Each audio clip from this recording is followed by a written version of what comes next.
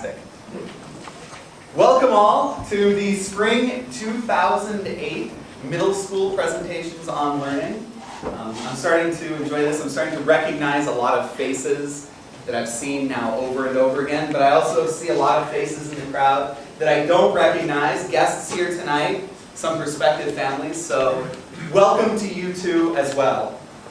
I'd like to start the evening with a few brief comments on the nature and purpose of education. Now, I actually thought about starting with religion or money, or actually a show of hands of who you voted for in the last primary, but I figured, why go with something easy? And if you think about it, that's true. That if I asked for a show of hands regarding the primary, I would know that there were only going to be 4 or 5 possible answers, or maybe because we're in Boulder too. But if I were to ask you to do the same show of hands regarding education, I would get 90 different answers. And I know this because I ask people this question, sometimes at dinner parties or over drinks with friends and family. Sometimes I accost strangers on the bus, and what this results in is that I don't get invited to a lot of dinner parties. But I have gotten to a place that I feel confident I can make a couple statements about the nature and purpose in education. And one is that almost universally, people will tell me that it is important. Many will tell me that it's the most important thing in our culture, education. And the next thing I know is that they will all have a different idea on what it means to be well educated. Now stop for a minute and think about the implications for me in my job when I say that. I'm standing in a room that I can be confident is filled with people who believe my job is one of the most important things that happens in our culture. And I'm standing before 90 people who think what I'm doing is wrong, at least to a degree.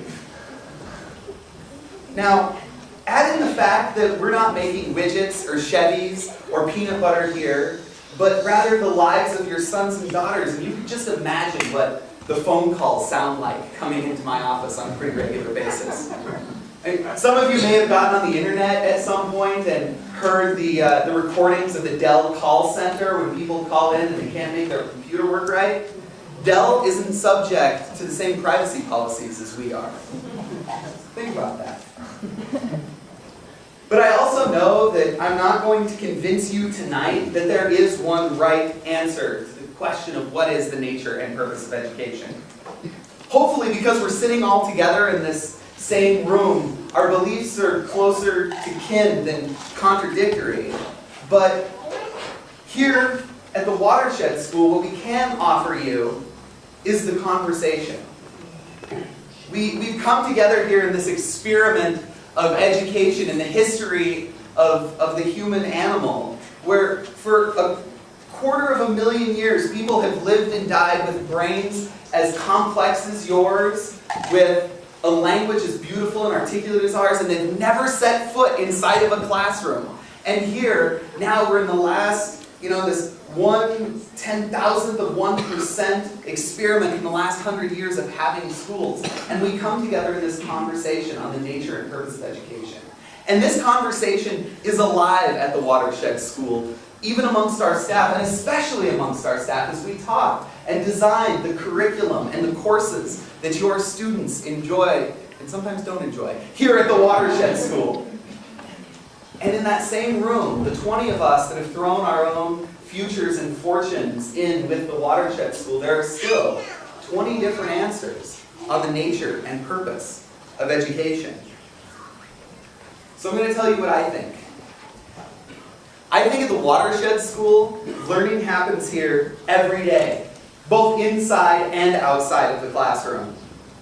Now, students are taking in information every day that fit in the categories that make sense to us with the education we came from. They get English and science and math and social studies, but here's the difference. We ask our teachers and our students not to look for ways to extract life out of these abstract academic topics, but rather that they extract subjects from life. We send our students out into the world to see people work and play and live. And we show them people making good decisions and sometimes bad choices. And we challenge them to understand what they see.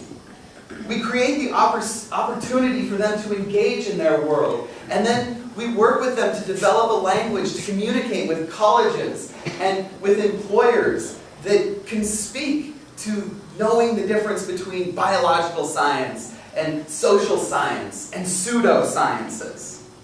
What we are trying to do here at the Watershed School is foster students who leave as neighbors we would like to have, as voters we believe we can trust, but not as test score averages. Tonight, I invite you to think about the ways in your own life that you demonstrate you know what you're doing, and compare that to what you see we've asked the students to do here. After all, the test of a good accountant is not whether they know every tax law, but whether they know the one tax law that's going to keep you out of jail.